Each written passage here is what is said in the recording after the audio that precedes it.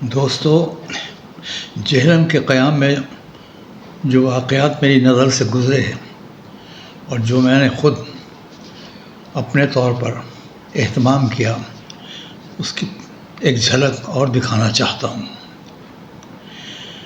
Government degree college میں ادبی تقریبات کا سلسلہ یوں بھی تا دیر جاری رہا کہ وہاں طالبات اور طلباء ایک دوسرے پر اپنی سبقت جتلانے کی خاطر بڑھ چڑھ کر حصہ لینے لگے۔ حسن جعفری بہت ہونہار اور ذہین طالب علم تھا۔ میں نے جب بھی کسی ادیب یا شاعر کو دعوت دینے کا پروگرام بنایا، وہ آگے بڑھ کر بھرپور تعاون کرتا۔ اس کی رہنمائی کرنا بھی آسان تھا۔ مثلا میں نے فرخندہ لودھی اور اس کے شوہر صابر لودھی کو بلایا تو حسن جعفری نے فرخندہ لودھی کے تمام افسانے پڑھ ڈالے۔ کچھ معلومات میں نے فراہم کر دیں۔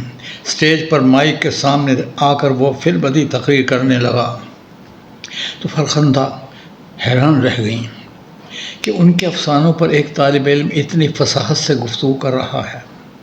کرداروں اور مکالموں کے حوالے سے بات کرنا آسان کام نہیں، مگر حسن جعفری نے تو اس موقع پر فرخندہ کی افسانہ نگاری کا تنقیدی جائزہ بھی لیا اور بتایا کہ وہ اپنی زمین سے رشتہ بپا ہیں اور ان کے کردار ہمارے گرد و پیش میں زندگی کی تلخیوں کو ذائقہ چکھنے اور دکھ جھیلنے اور اذیت برداشت کرنے اور اچھے دنوں کی آس میں اس جہان سے گزر جاتے ہیں۔ فرخندہ لودھی نے ان کرداروں کی نفسیات اور طرز احساس کا خوبصورت مرقع کھینچنے میں کمال دکھایا ہے۔ مجھے فرخندہ کہنے لگی، آپ کے شاگردوں میں ایسے جوہر قابل ہیں کہ لاہور سے دور جہلم میں یہ طالب علم میرے بارے میں اتنا کچھ جانتا ہے۔ میرا جواب یہی تھا کہ نئی نسل کو رہنمائی چاہیے۔ اگر اساتذہ یہ فرض دیانتداری سے ادا کرتے رہیں تو ہر شعبۂ زندگی میں انقلاب برپا کیا جا سکتا ہے۔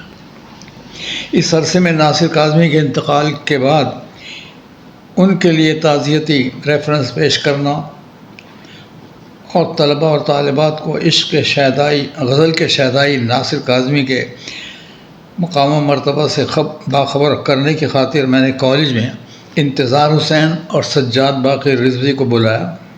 یہ دونوں حضرات ناصر کاظمی کے بے تکلف دوستوں میں شمار ہوتے ہیں۔ پاک ٹی ہاؤس میں ایک میز پر یہ لوگ گھنٹوں باتیں کیا کرتے۔ ناصر کاظمی ٹیبل ٹاک میں اپنا جواب آپ تھے۔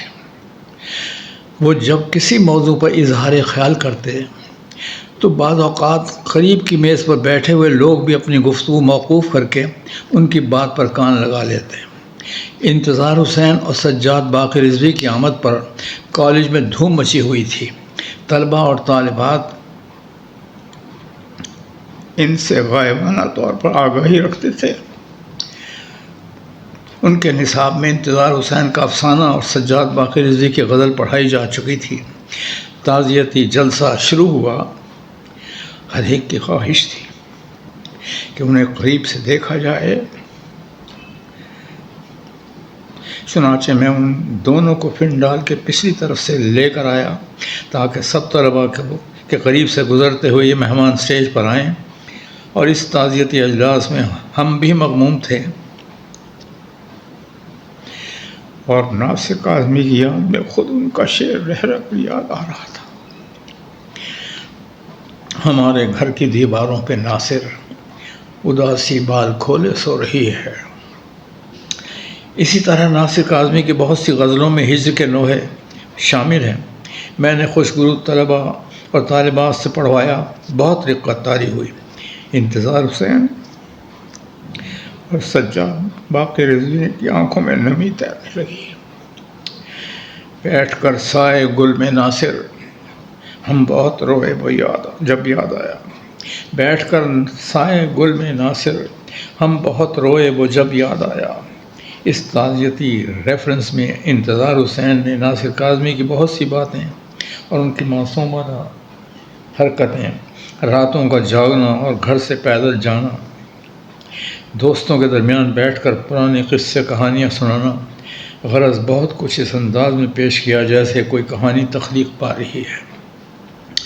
ظاہر انتظار حسین کا انداز بیان ایسا ہے کہ بات سے بات پیدا ہوتی چلی جاتی ہے۔ اسی طرح سجاد باقر رضوی نے ناصر کاظمی کی غزل میں آفاقی سچائیوں کا ذکر کرتے ہوئے انہیں زبردست خراج تحسین پیش کیا۔ میں نے ناصر کاظمی کی زمین میں ایک غزل سنائی اور ایک غزل کے چند شعر پیش کیے۔ بساط گل پر جو اپنی کومل غزل سنا کر چلا گیا ہے، وہ زندگی میں اداس لمحوں کے گیت گا کر چلا گیا ہے۔ بساط گل پر جو اپنی کومل غزل سنا کر چلا گیا ہے، وہ زندگی میں اداس لمحوں کے گیت گا کر چلا گیا ہے۔ اتر کے گہرے سمندروں میں جو تہ سے موتی نکال لایا، وہ جوہری کی دکان پہ قیمت نہ ان کی پا کر چلا گیا ہے۔ قضا کے پاؤں کی آہٹیں تو وہ ایک مدت سے سن رہا تھا، مگر چمن میں وہ زلزلوں کی نتاب لا کر چلا گیا ہے۔ ماحول میں افسردگی کا پیدا ہونا فطری امر تھا۔ ناصر کاظمی کی زندگی میں مشرقی پاکستان کا سانحہ پیش آیا۔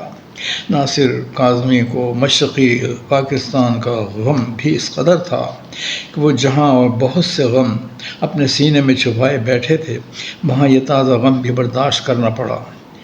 یہ غیر معمولی سانحہ تھا کہ ہماری درخشندہ تاریخ آزادی کے اوراق پر اندھیرا چھا گیا۔ ناصر کاظمی نے یہ نوحہ غم لکھا جس پر 30 اپریل 1971 درج ہے، اور ان کے دیوان میں ان کے صاحبزادے باسل سلطان نے شامل کیا ہے۔ وہ ساحلوں پہ گانے والے کیا ہوئے، وہ کشتیاں جلانے والے کیا ہوئے، میں ان کی راہ دیکھتا ہوں رات بھر، وہ روشنی دکھانے والے کیا ہوئے۔ عمارتیں تو جل کے راکھ ہو گئیں، عمارتیں بنانے والے کیا ہوئے۔ یہ آپ ہم تو بوجھ ہیں زمین کا بوجھ اٹھانے والے کیا ہوئے۔ ناصر کاظمی نے ہماری نسل کو جو کچھ دیا، ابھی اسے دیکھنا اور پرکھنا باقی ہے۔ حسن رضوی نے جو کچھ لکھا، ناصر کاظمی کو پورے طور پر سمجھنے کا نقطہ آغاز ہے۔ اسی طرح احمد عقیل روبی نے بھی ناصر کاظمی سے اپنی محبت کا اظہار کیا، لیکن ناصر کاظمی کے دل میں جتنے ولولے موجود تھے، ان تک رسائی کا حق ادا کرنا باقی ہے۔ باسل سلطان کا دم غنیمت ہے کہ اسے یہ کام سمیٹنا ہوگا۔ شاعر کو پورے کا پورا گرفت میں لانا ممکن نہیں، یہ میرا ذاتی خیال ہے، اور بڑا شاعر تو صدیوں حلقہ دام خیال سے باہر رہتا ہے۔ ایک اور واقعہ اور ایک اس کی تفصیل دیکھیے۔ گورنمنٹ ڈگری کالج میں نظم و ضبط کا احوال وہی تھا جو دوسرے کالجوں میں تھا کہ پیپلز پارٹی برسر اقتدار آ چکی تھی۔ نوجوان طبقہ پرجوش اور ہنگامہ پرور واقع ہوا تھا۔ ہمارے طالب علم رہنماؤں کے تعلقات سیاسی لوگوں کے ساتھ استوار تھے، وہ صبح و شام ان سے رابطے میں رہتے۔ جہلم سے صوبائی اسمبلی کے لیے ملک عبدالقیوم منتخب ہوئے اور قومی اسمبلی کے لیے ڈاکٹر غلام حسین کامیاب ہوئے۔ ملک عبدالقیوم میرے شاگرد اور نہایت مؤدب نوجوان اور پیپلز پارٹی کے سرگرم کارکن تھے۔ کالج میں طالب علم کے زمانے میں وہ مباحثوں میں حصہ لیتے، الیکشن میں آسانی کے ساتھ جیت گئے۔ اسی طرح ڈاکٹر غلام حسین منڈی بہاؤالدین سے اٹھ کر آئے۔ جہلم میں بہت کم لوگ ان کو جانتے تھے، لیکن ذوالفقار علی بھٹو کے حمایت یافتہ بھی سبھی امیدوار اسی طرح کامیاب ہوئے کہ وہ خود حیران رہ گئے۔ تلوار پر مہر لگانے کے لیے لوگ گھروں سے نکل آئے۔ معذور، نابینا، بوڑھے اور اپاہج مرد و زن اس جذبے کے ساتھ پولنگ اسٹیشن پر آئے کہ بھٹو کی پارٹی کثرت رائے کے نتیجے میں جیت گئی۔ جہلم میں ملک عبدالقیوم نے اپنا حلقہ پوری طرح نہیں دیکھا تھا، اس کے باوجود تلوار پر مہر لگانے کے نتیجے میں وہ بھاری اکثریت سے کامیاب قرار پائے۔ یہی صورتحال ڈاکٹر غلام حسین کے ساتھ پیش آئی۔ مغربی پاکستان میں پیپلز پارٹی اور مشرقی پاکستان میں مجیب الرحمان کی عوامی پارٹی کو اکثریت حاصل ہوئی۔ اگرچہ مجیب الرحمان کا پہلا اعلان یہ تھا کہ پاکستان کا دارالخلافت ڈھاکہ ہوگا، اسے اسلام آباد کی سڑکوں سے پٹسن کی بو آنے لگی۔ مراد یہ ہے کہ بنگال کے عوام کی محنت کا پھل مغربی پاکستان کے لوگ کھا رہے ہیں۔ حالانکہ ایسا نہیں، بلکہ مراعات یافتہ طبقات دونوں طرف کے عوام کا استحصال کر رہا تھا۔ اندرا گاندھی سے مجیب الرحمان کے تعلقات اور مشرقی پاکستان کو بنگلہ دیش بنانے کا منصوبہ رنگ لایا۔ اس کشمکش میں پیپلز پارٹی کے کامیاب اراکین خاصے مایوس دکھائی دے رہے تھے۔ ملک عبد القیوم نے مجھ سے کہا، سر، ہم کامیاب ہو کر بھی آج تک حکومت نہیں بنا سکے، لیکن جب جنرل نیازی نے ہتھیار ڈال دیے اور مجیب الرحمان کو یہاں میاماری جیل سے رہائی ملی تو مغربی پاکستان میں پیپلز پارٹی کو حکومت بنانے اور نیا پاکستان بنانے یا ٹکڑے ٹکڑے جوڑ کر شکستہ خاطر عوام کو تسلی دینے کا آغاز ہوا۔ بنگلہ دیش بن گیا۔ ابتدا میں ہم نے اس سانحے کا سوگ منایا، کچھ عرصہ گزرنے پر ہم نے اسے تسلیم بھی کر لیا۔ پنجاب میں حکومت بنی تو جہلم سے ملک عبد القیوم کو وزیر صحت بنایا گیا اور ڈاکٹر غلام حسین کو وزیر ریلوے بنانے کا اعزاز حاصل ہوا۔ ایک شام ہم چند دوست سول لائن کی طرف جانے والی سڑک کے فٹ پاتھ پر چل رہے تھے۔ ہم نے دیکھا کہ ملک عبد القیوم وزیر صحت کاروں کے جلوس میں وہاں سے گزر رہے ہیں۔ ہم لمحہ بھر کو ٹھہرے، ہمارے قریب ایک کار آ کر رکی۔ ملک عبد القیوم جلدی سے کار کا دروازہ کھول کر باہر آئے، مصافحہ کیا، سلام کرتے ہوئے مجھے آہستہ سے کہا، میں رات کے وقت اکیلا آپ سے ملنے آؤں گا۔ یہ کہہ کر وہ دوبارہ کار میں بیٹھے۔ کارواں پھر روانہ ہوا۔ میں نے ملک عبد القیوم کو اس روی میں وزیر ہونے کی مبارکباد بھی نہ دی۔ وہ رات 11:30 بجے خاموشی کے ساتھ میرے گھر آئے، کسی کو کانوں کان خبر نہ ہونے دی۔ ہم دونوں باتیں کرتے اور چائے پیتے رہے۔ سر، آپ کی دعاؤں سے یہ اعزاز حاصل ہوا۔ ملک قیوم کہنے لگے، میں تو نا امید ہو چکا تھا، حالات ہی ایسے ہو گئے تھے۔ مجھے یاد آیا کہ جب ملک قیوم الیکشن مہم چلا رہے تھے، ان دنوں پیپلز پارٹی کی مقبولیت نقطۂ عروج پہ تھی۔ پیپلز پارٹی کے بااثر امیدواروں کی کمی تھی۔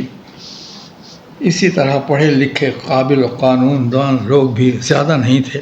میں نے عبد القیوم سے کہا، آپ لا گریجویٹ ہیں، اگر کامیاب ہو گئے تو وزارت ضرور ملے گی۔ وہی ہوا۔ اسی طرح ڈاکٹر غلام حسین MBBS تھے اور انقلابی ذہن رکھنے والے تھے۔ وہ بڑے دبنگ اور پرجوش بھی تھے۔ انہوں نے سوشلزم تحریک کا گہرائی سے مطالعہ کر رکھا تھا۔ ڈاکٹر غلام حسین کو بہت سے نشیب و فراز دیکھنے پڑے۔ وزیر بن کر بعد میں معطوب بھی ہوئے۔ وقت گزرنے پر حالات نے بہت سی کروٹیں لیں۔ ابھی 21ویں صدی میں ملک عبد القیوم اور ڈاکٹر غلام حسین کوچہ گمنامی میں کھڑے ہیں۔ شاید اب پیپلز پارٹی کے ساتھ ان کا تعلق نہ رہا ہو، مگر بقول غالب گو وہاں نہیں پہ وہاں کے نکالے ہوئے تو ہیں، کعبے سے ان بتوں کو بھی نسبت ہے دور کی۔ بہت بہت شکریہ۔